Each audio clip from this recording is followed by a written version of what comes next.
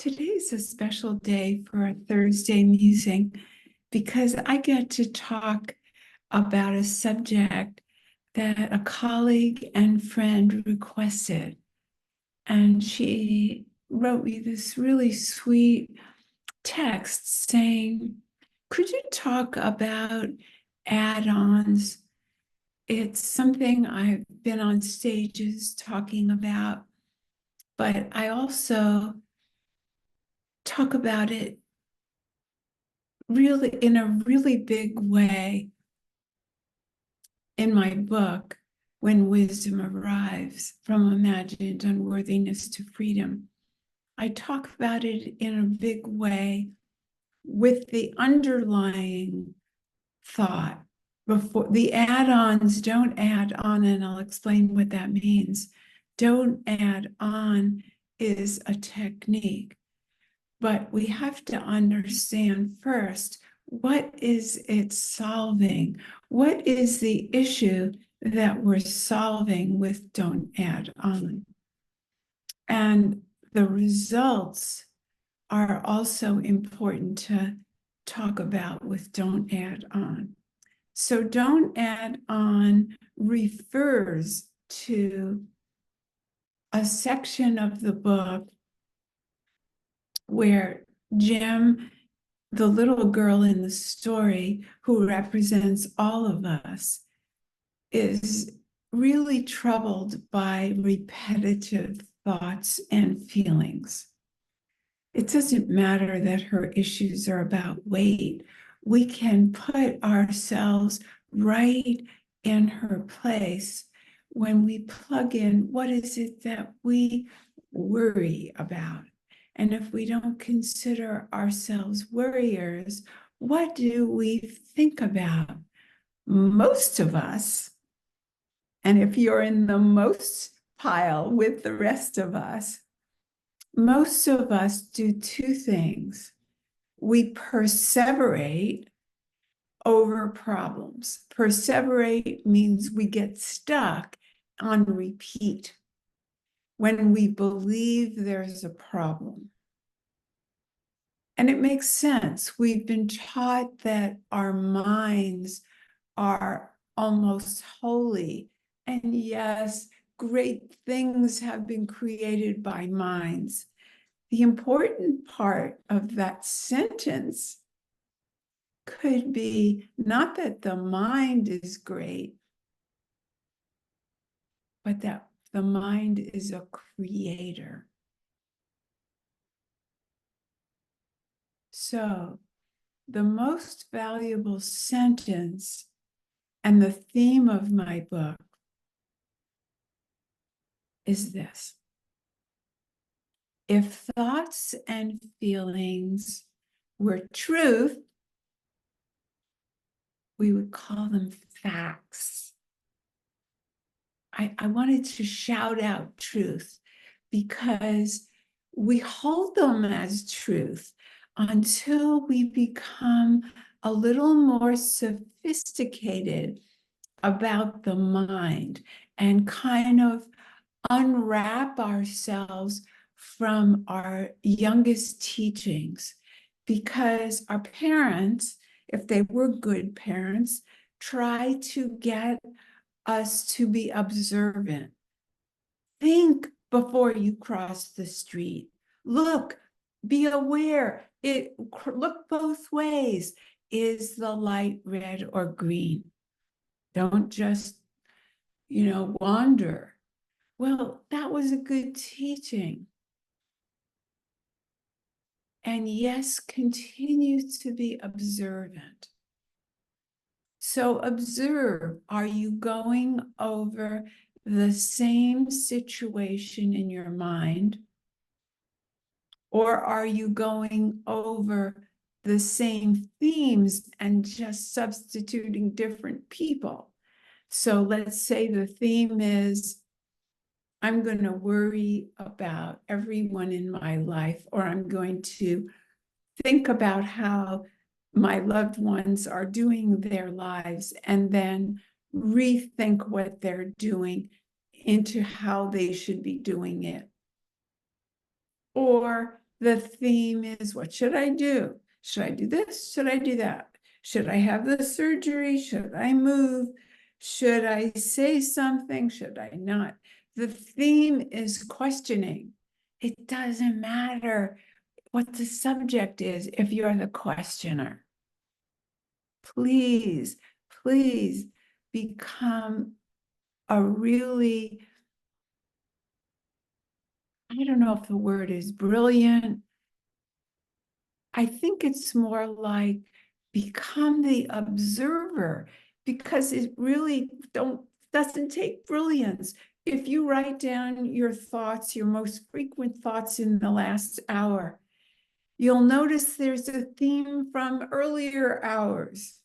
If the subject is your money, if the subject is your weight, if the subject is your progression on your spiritual path, do you see what I mean? There is a theme. That's not a bad thing. It's a good thing in the sense that life becomes a whole lot easier when you realize what your patterns are. So, isn't there a great Einstein quote that goes something like, you can't solve a problem with the same mind that created it? So, if thoughts and feelings were truth, they would be called facts. Now, if you really take on that as a big T truth, then you'll want to see which are the thoughts that hurt you. That's what the whole book is about, finding the thoughts that hurt you. And by doing that, before we get to the don't add on, there has to be a sophistication to realize our thoughts are creative. So when we're scared, we have certain defenses. Some people shut down, some people go away, some people become aggressive in their struggle to settle something.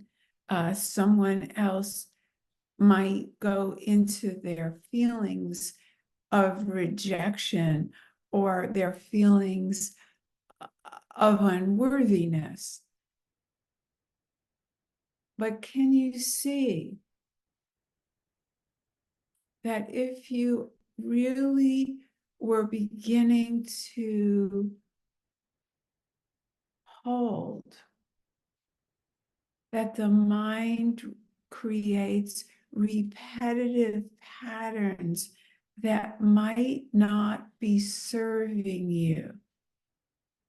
So can you see, let's say if someone said, I'm so fat, I'm so fat, I'm so fat, I'm so fat all day. That might not serve the person, right? If the person said,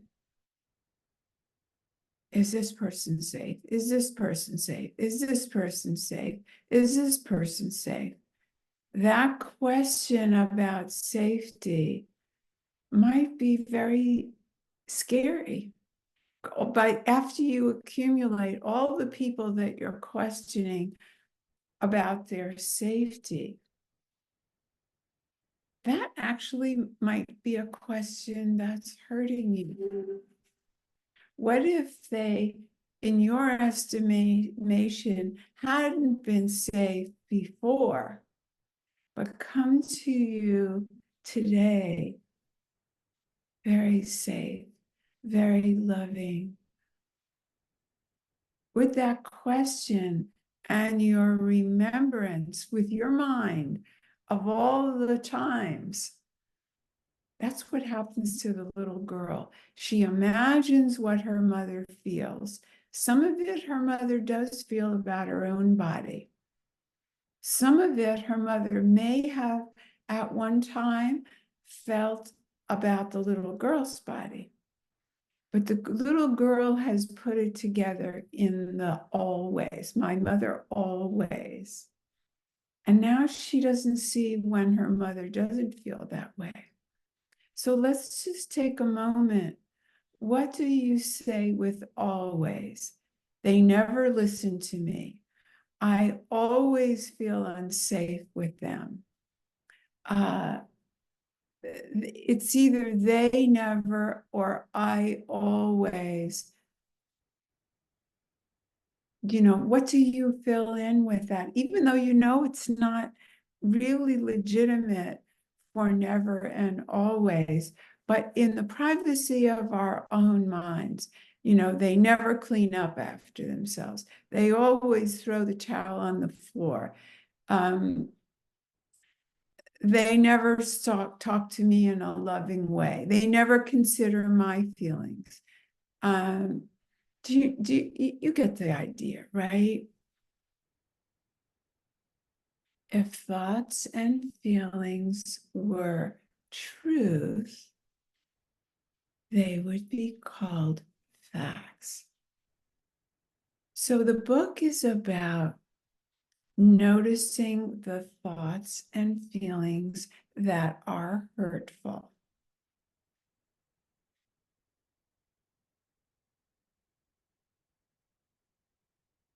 Now, if you are not on board to do that, then the next step makes no sense. But if you have a spiritual teaching that says it's better to be kind, it's better to take a pause, it's better to not react, or if you have the psychological wisdom to say, my best thinking has gotten me where I am today, which might be anxious, which might be upset, which might be scared a lot of the time, then it's time for a different mindset. But how do you get a different mindset if you're on repeat with looping thoughts? So I'm talking to an adult here, and a lot of the book is explaining how thoughts and feelings are not you. They're habits that are response to your summary of what you believed as a child was how the world works. So you made decisions. People are blank because of how you saw your family. So you say people or situations are scary. People or situations are aggressive. People or situations don't listen. People or situations don't have my interest in mind. Go on and on. You made those conclusions, and that's how you formed your personality habits. They're just repetitive habits of thoughts and feelings that you are holding as truth. They may or may not be true. But as long as you hold them as true, better not to take a chance and be open with these people. They've hurt me before. Well, I'm not telling you to do it differently. I'm only telling you that if you arrive like this about anything real and meaningful that's going on with you, chances are nothing else is going to happen. You're going to get what you've gotten with this person. So what this group and my friend have asked for, I don't know, I don't remember if I told you, she said she was in a prayer group where they were discussing this and using this next step to break the looping hurtful thoughts. So the first thing you have to know about this, in order to see the brilliance of this strategy, is that a thought by itself does not hurt you. You hear thoughts from other people. You've been taught things that aren't true, and they're in your brain, they're in your subconscious. Many of us, most of us, were taught racist things, things that white people are this and that, people of color are this and that. And if we have a thought about a person and we hear one of those thoughts or feel it, that's not the truth. We don't want to come from that. So we have to interrupt our patterns. If your family thought all fat people were disgusting and disgraceful because they took too much, they were greedy, they were undisciplined, and you saw a fat person and you cringed, well, that's not true. You just were reacting from whatever. If this country is polarized, so whichever side you are on, if you're a Biden fan, if you're a Trump fan, and you hear something from the other side, you're gonna have a reaction, but that reaction needs to be noticed and observed. But it doesn't hurt you or the other person unless you add on. Yeah, all those people, blah, blah, blah. Do you see how it becomes something? We are all dealing with untruths. If you're a woman, you've been taught things about only men can be president. You've been taught things through language. You know, death is something to be scared of. You know, you died on stage. What kind of phrase is that? But we know what it means. It means you were the worst on stage. So do we want to treat death that way? We have that thought won't hurt us if we hear that from someone. She died on stage. But we can have that moment to not add on so that we agree that death is the worst thing that can happen to you. Hello, we're all gonna die. Hello, let's not treat it as the worst thing that can happen. Do you see what I'm saying? The first thought doesn't hurt us unless we add on. Oh yeah, what did you do to die on stage? And keep repeating and adding on. That will hurt. How will it hurt? You will not be more open to when death happens in your life or to you. Do you see? Am I making sense? The other way it can really help, this prayer group that asked for me to comment on this. So let's go to prayer.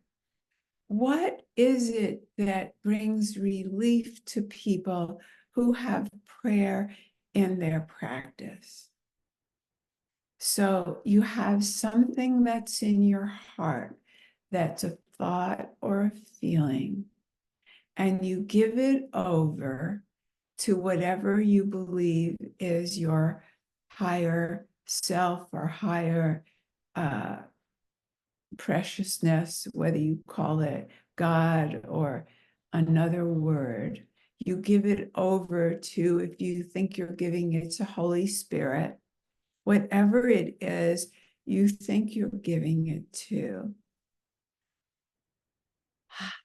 You give it, and then there's relief because you're not continuing the loop on what it is you praying for.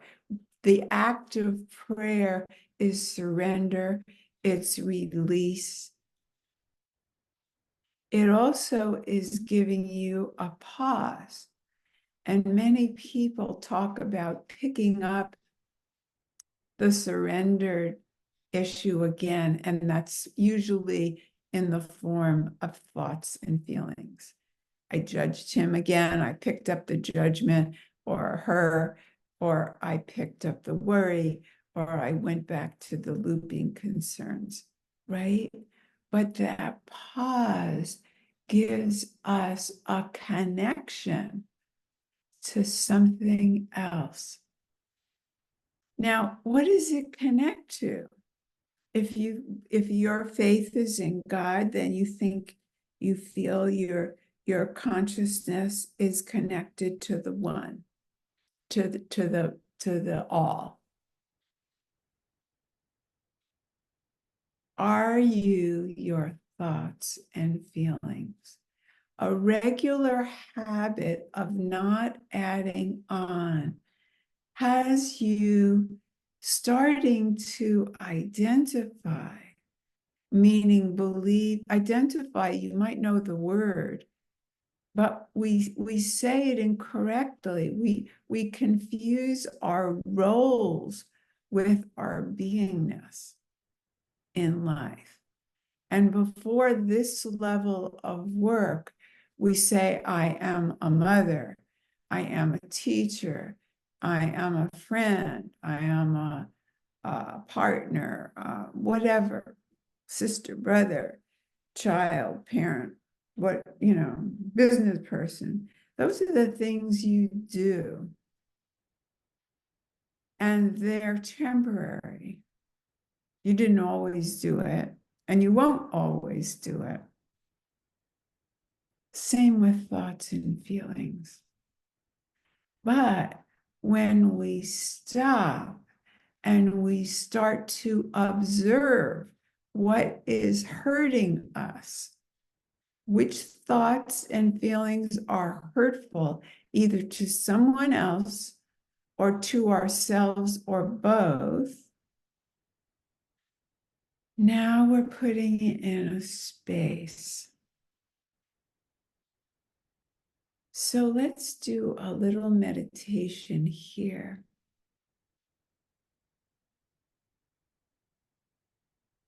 I've been having a thought or a feeling that hurts me,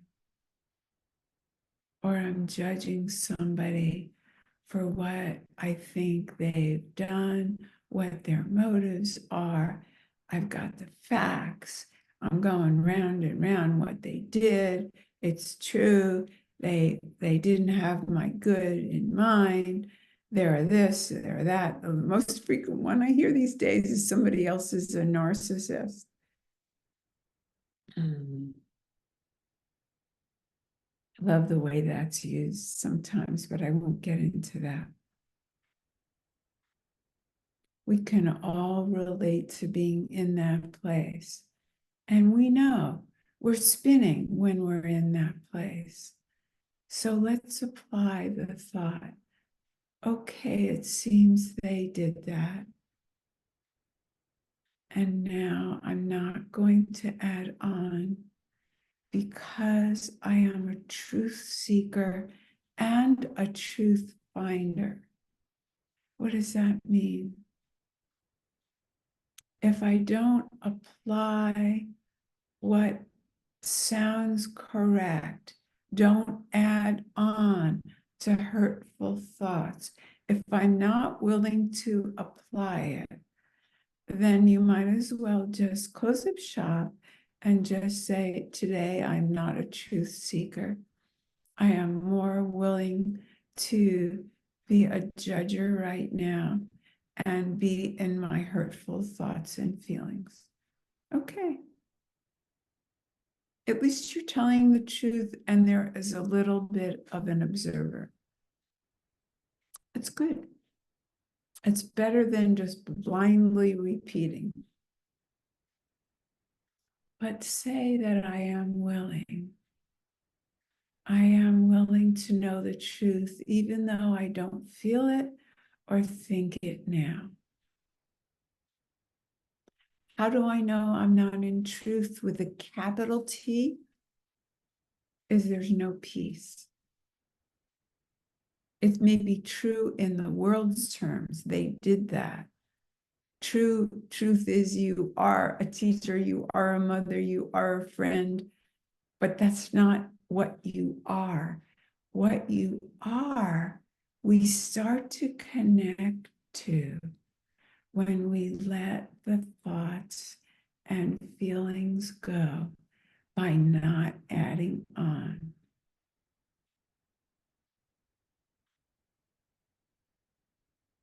How can that be? Think of what happens when we let go in prayer. Think of what happens when we let go in a good meditation.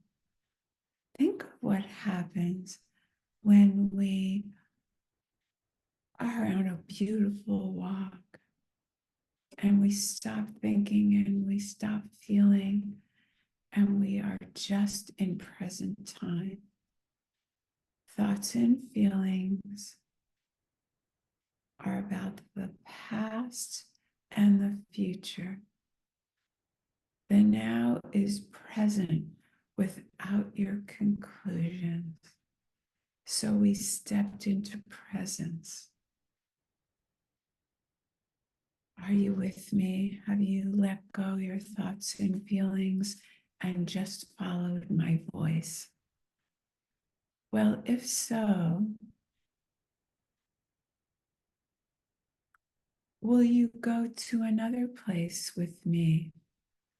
And that observer or witness to the presence, to that placeless place that we're in without the conclusion yet. We haven't said, oh, this feels good, or I feel one with what is, or anything. We're not thinking, we're just allowing the moment. Now, what if we are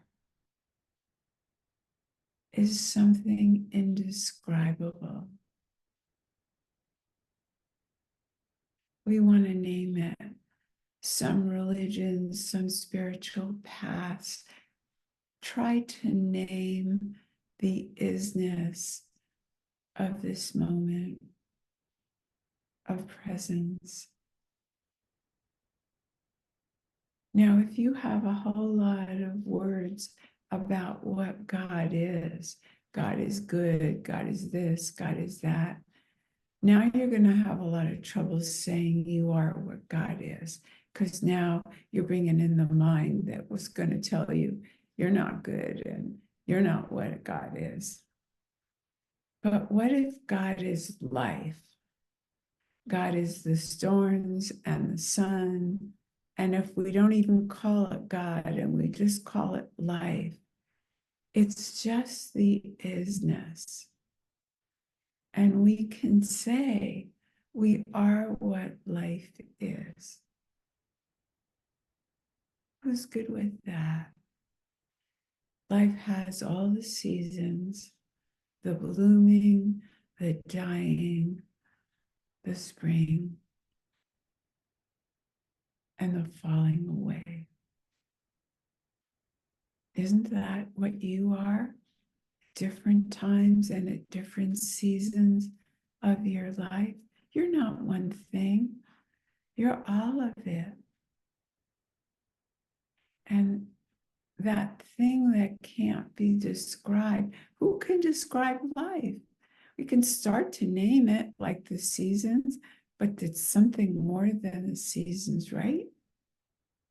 So let's not name it, but let's claim it. Let's claim we are life. Nobody's going to say they're dead, so let's go. Let's just claim it. And I am what you are, because we're both life. And we don't have to say, I'm gray-haired, or I'm blonde, or I have a green painting behind me, and you have this and you have that. That's what many would call separation. And that busy talk takes us out of this place. So I hope that gives you some things to amplify, don't add on, and maybe some eagerness to practice it, because if you tried it once, or it sounds too simple, and you're out there looking for something else that might sound more complicated and more brilliant and more hard, so maybe it's good, that might be the hurtful self. The seasons are simple. Weather is simple. Life could be simple if we stopped hurting ourselves with our creative thoughts and feelings. It lands us in presence. It lands us with an acceptance of what is. And when we need to respond to what is, we will, because we're made to be responders. So we needn't worry that we won't be ready and that we need to perseverate about everything that might come. And if we're still alive, we get to make another choice if we decide by living with something that it wasn't the best. Yes, it might be cumbersome, it might cost money, but we can make another change because we're still alive.